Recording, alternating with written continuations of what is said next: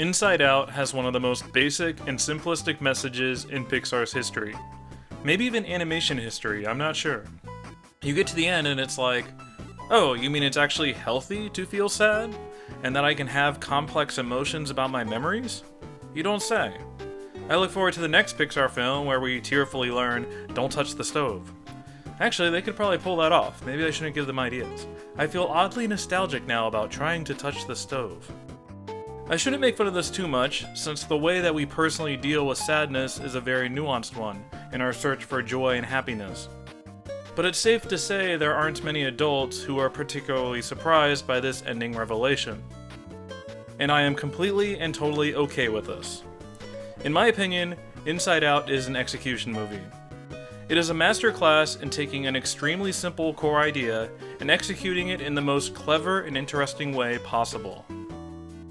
This is all very closely linked to the concept, of course, that beautiful and elegant concept of personifying the emotions in our head. When you think about it, Pixar had a really tall order in setting up this film. They had a ton of world building to do. They need to explain the memory generation, show us what core memories do, introduce the various emotions, and then show how they interact with each other and Riley herself. Once again, a tall order for our opening act. They're extremely smart in how they don't overload us here. There's an instinct to over-explain, but there's a lot of restraint on Pixar's part. The concept they most go into detail about is the memories.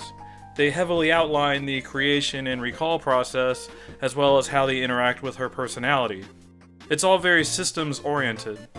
You could argue that a big component of Inside Out is just playing with different colored balls. But then with the actual emotions themselves, they play it super casually. They introduce everyone, give them little examples of what they do, and then leave it alone. There isn't, for example, a lengthy discussion of what they're functionally doing at that panel. Or, say, who wins in a fear versus anger situation and why. Riley has to pick one of them. The film is very comfortable letting character development and our understanding of feelings fill in these gaps. At the beginning, when anger cools off his tantrum because of that airplane, we get it. They don't need to get really systems-driven when explaining anger's different moods. The character writing in this film is excellent across the board, especially the way they manage to write each of these emotions without making them feel too stereotypical or one note. I think that's the key to this kind of setup. If fear is flying off the handle in every single scene, that'll become tiresome. We wouldn't put up with it. So we get variations of wimpy fear, analytical fear, quitter fear, even bored fear. Anger gets super excited about stuff, or he's just kind of snarky and deadpan. Even disgust manages to be enthusiastic every once in a while. Honestly, the most stereotypically written characters are joy and sadness. But they're the ones who get the character and theme development, so they probably should be that way. I really appreciate that the majority of the characters in this film are female. Pixar sometimes has a bad reputation of their movies becoming sausage fests. I mean, I love Ratatouille as much as the next guy, but there's only like one female character in the entire thing. Brave was definitely a response to this perception. I like how this one is essentially a story about two sisters, Joy and Sadness, and the young girl that they're trying to support. It's worth noting that emotions don't technically have genders, but it appears the film is coding certain characters with different genders via their voice actors and appearance, so I'll go with the ones presented as a sort of shorthand. These character designs are all fantastic. They're very Muppet-like with their textures and overall look. I love Sadness's moody sweater, Fear's kind of dorky ensemble, Anger's salaryman look. I love the way Disgust's eyebrows give her that haughty and judgmental air about her. My least favorite design is actually Joy's. Her sort of sprite-like appearance is a little on the bland side for me. I do like the little detail of giving both her and Sadness blue hair, establishing a sort of link between the two. The actual plot of Inside Out is super minimalist. Probably one of the simplest plots they've ever done in terms of actual story beats. If you think about the external story of Riley, there's very little that quote-unquote happens. She moves to San Francisco, mopes around a lot, lashes out, attempts to run away, and ultimately changes her mind. Not a super active plot in terms of things being done. And then the internal plot, the one with Joy and Sadness, essentially becomes a Phantom Tollbooth plot. Or Alice in Wonderland, if you like that one better. This is basically just a road trip, but a road trip with concepts. For simplicity, I'm going to tackle the external Riley stuff first, and then circle back to the joy and sadness journey. A story about a girl moving to San Francisco is probably the most perfect one they could have picked for this movie. They had to pick something that creates sadness in the main character, and something for her to feel nostalgic about. If they had chosen something darker, like killing off her father, this story about internal emotions would probably get too bleak. Would living inside Marlin's head and Finding Nemo be a fun movie? Probably not. They're smart in that they pick something with a lot of new stimuli for Riley to interact with. The focus is always on new experiences, how her life is functionally changing. The most notable external moment in the film is when Riley cries during class. It's kind of an uncomfortable scene to sit through if you're like me and were emotional when you were young. There is sort of a razor edge to the scene before it happens, like you can see them struggling to keep it together, and then the sudden horror of, "We're crying at school!" It is such an honest and painful scene about how our emotions sometimes overwhelm us. They handle sadness really compellingly in Act 1, in terms of her presentation. I love how casually they address this component, this question of why sadness is doing all of this stuff. They just have her repeatedly say, "I don't know why." It's a little like sadness is drunk and is just kind of doing whatever for no reason. This would probably get on my nerves more, like it did in Finding Dory, if the plot progresses for seemingly random and convenient reasons. But it's all supported by the internal logic of this film and who sadness is. They don't need to explain any of this, it's better that they don't. Because we all know that sadness cannot be repressed. Sadness is a hard thing to directly control. This fundamental truth makes the conflict between her and her overbearing sister all the more interesting. It's no wonder that they both get sucked into that tube, because this kind of battle is inevitable between these two kinds of personalities. This leaves anger, fear, and sadness to carry on the mantle for the rest of the external Riley story. I feel like this angle is a slightly underappreciated one as a whole. They really do deserve more love. Not only because these three are hilariously dysfunctional with each other, but they highlight the sort of free will angle, the angle of Riley technically being a distinct person from all of these emotions. It's not like she's completely driven by what they're saying. There is some internal logic inside her head that determines whether she will accept or reject an idea. These three are also great for this scene. The concept of anger, fear, and disgust doing an impression of joy is a slam dunk. I love how Fear's impression is just wishy-washy and Disgust's version is sarcastic. Perfect. This is also where we get the rare glimpse into what other people's heads and what their emotions are doing. I heard that in an original draft they had explored this concept more. I think they were smart in scaling this stuff back and letting this be a more focused look into one person's character. This scene is definitely fun, don't get me wrong, but a whole movie of this would probably get incoherent. I find it totally interesting how they present each character with a different emotion sitting at their helm. Her mother has sadness and her father has anger. I think a ton of people secretly wondered, in this fictional scenario, which emotion is probably leading in my head? Inside Out has such a fertile idea for creative thought. You could apply this framework to basically every other Pixar protagonist and probably figure them out. Although honestly, the majority of them probably have joy at their helm. The rest of Riley's relationship story with her family is nice and well executed. There's honestly not a ton to say here. It's paced really nicely, has a lot of little peek-ins by her parents and stuff. I really like this scene in particular, reminds me a lot of the one in Moaning Lisa with Marge, although less messed up than that one. They're showing us a progression of helpfulness to resistance to outright deception, as Riley's emotions leave her. This is really where they play around with the personality aspect of the concept, answering potential objections and questions raised by the audience. I mean, why couldn't they just use regular hockey memories? I think it's super important that all of this stuff is mundane, how it contrasts with the internal apocalypse that it's creating. This internal stuff is really what keeps Act 2 dynamic and interesting. This escalation is especially well done. First they start with removing islands, then they start crashing into joy and sadness, then entire memory banks start getting wiped away. The whole thing is a little Inception-y in terms of its visuals and music right here. Except like the kids' version of Inception. The soundtrack does have noticeably less bombs, which is probably a good thing. Let's pause the story right here for now and circle back to joy and sadness. This is really where the crux of the film is, in my opinion. The overall quality of this kind of Phantom Tollbooth or Alice in Wonderland plot is really dependent on how clever and interesting the concepts are. These kind of plots tend to get somewhat episodic, and Inside Out is no exception. For the most parts, these individual sequences work. They get a lot of mileage out of the giant memory bank and then imagination land. They're all pretty breezy, pretty fun little visuals and concepts to play with.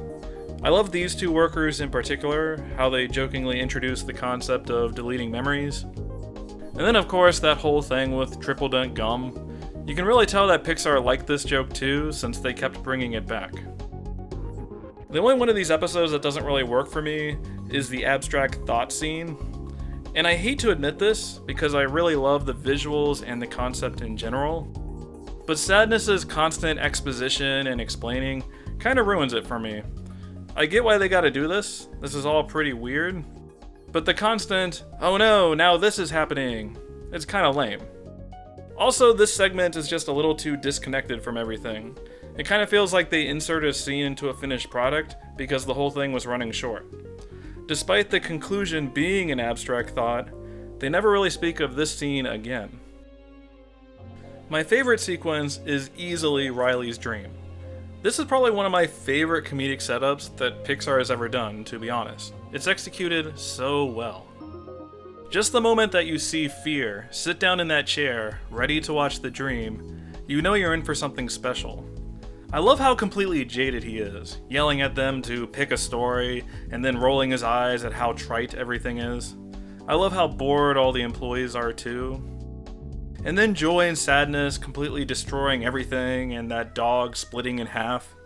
And then later, the giant clown shows up. The whole thing goes off the rails in this maniacally beautiful way, and Fear's reaction is perfect. To be honest, I think Fear is the funniest character in the whole thing. Sorry, Anger, you're probably a close second, but Fear is just an amazing vehicle for comedy. Love this guy. I probably shouldn't call the plot of Act 2 completely episodic, because there is definitely a through line that they're setting up through all of this. It's a little adventure gamey actually, in that it introduces a bunch of little mechanics to be used for the finale. We'll just put all these in our pocket for now. This is also where they gotta ramp up all that joy and sadness relationship development, and start hammering home those themes. They do a nice job pacing all of this. First letting joy find a functional use for sadness, then giving sadness opportunities to demonstrate what only she can bring to the table. This is also where Bing Bong gets introduced. Okay, I can keep this together, I can do this. Come on. I remember when I saw this film for the first time and they introduced Bing Bong as Riley's imaginary friend. I immediately thought, oh no. Because this guy is dead. He's frickin' dead. The moment I saw him, dead. There is no one more screwed than an imaginary friend in a story about emotional maturity. Especially in a story like this one that has two very much alive parents. This isn't going to end well. They're not even that shy about hiding his eventual demise. They telegraph this pretty heavily from the get-go. That's the very reason why he's in the plot. I think Pixar was smart in recognizing that they needed a third party in developing Joy and Sadness's relationship. That they had to get Joy to recognize Sadness's use in some way. They need the story to turn on her learning that fact. They could have done this by letting Sadness interact with a bunch of one-off characters, but it's way more powerful to bring Bing Bong along and let them play off of him in contrasting ways. Richard Kind is fantastic in this role, as he is in basically every vocal performance. His delivery is a little reminiscent of Dom DeLuise in those Don Bluth films, how much vocal range that he can provide. Honestly, all of the casting in this film is great. It's probably Pixar's best cast movie. Just the concept of throwing Leslie Knope and Phyllis together is comedy gold. Amy Poehler brings her trademark energetic charm to her role, always pushing the scenes forward without ever becoming grating. She gets to show off her range too in some of the quieter and more nuanced moments of the film. Phyllis Smith plays the perfect foil, giving Sadness this breathy drowsiness that is super appealing. Her performance is probably my favorite, to be honest. And then Lewis Black, Bill Hader, and Mindy Kaling's vocal performances, they personify their emotions perfectly. Especially getting Lewis Black for anger. There is like no better casting. Anyway, back to Bing Bong again. He becomes a bit of a whiplashy character as he embodies both joy and sadness at the same time. This whiplash would bother me more, but it's honestly the only characterization you could reasonably get for this kind of situation. His character really comes together for me in that scene where they toss his wagon into the memory dump. It's so beautifully efficient. It sets up a key plot element for later, and then gives sadness a legitimate opportunity to help someone. This is really where the seeds of the concept of empathy comes in, where we start seeing sadness's importance in a tangible way. Once again, this is hardly a surprising revelation. Oh, you mean people need to cry it out sometimes? Wow. But it's introduced in such a unique and clever way, it still works. Then we have the memory dump scene itself, which is, in my opinion, the saddest scene in all of Pixar. It's really close for me between this and the furnace in Toy Story 3 and the beginning of Up, but I think I like the elegance of this one the most. Don't quote me on this one, as there are a lot of sad Pixar moments that I could pick from. It's always reminded me a lot of this scene from Alice in Wonderland. Just that simple presentation of a character tearfully confronting their situation and what they were just trying to do. We just kind of sit here with joy for a moment. Nothing really fancy here. Just letting the sadness wash over the character and the audience. There's a lot of good show don't tell here. The memories enable us to see clearly what Joy is now realizing. It's quite beautiful, the way we're able to see Joy suddenly get it. Suddenly see the true value of sadness. Speaking of beautiful, then we have the visuals of the escape sequence. I absolutely love the rainbow exhaust amidst all those blackened memories, the determined look of Joy and Bing Bong racing along, the almost religious presentation of that wagon racing toward that cliff. I think there's an argument that Bing Bong's sacrifice is a little contrived and manipulative. I mean, did they really have to make the wagon too heavy? Is it absolutely necessary for the story to have Bing Bong be forgotten? I think his sacrifice is important in fulfilling Joy and Sadness's arc. It's important in connecting these arcs with Riley.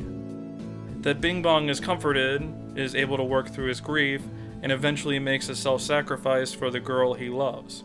It's not really about Bing Bong at this point, it's about what is best for Riley. Joy needs to witness something like this. In addition, it works really well with the overarching narrative about growing up and emotional maturity. I think a lot of adults in the audience were like, "Oh no, my childhood," during this moment, thinking of everything we've lost or left behind. It's definitely a topic that Pixar is, in general, obsessed with as a studio. Once again, just look at Toy Story 3 for an example of this. Pixar is so obsessed with Bing Bong that they eventually went on to make an entire film about him. Maybe there is life after death for this kind of character. Anyway, the only thing left to do is get Joy and Sadness back to the control center. And to be honest, this is probably my least favorite sequence in the entire film. They invest a lot of time into the central problem of how we're going to get these two home. They invest a lot of time pursuing that train of thought. The solution they do come up with is a little lame in my opinion.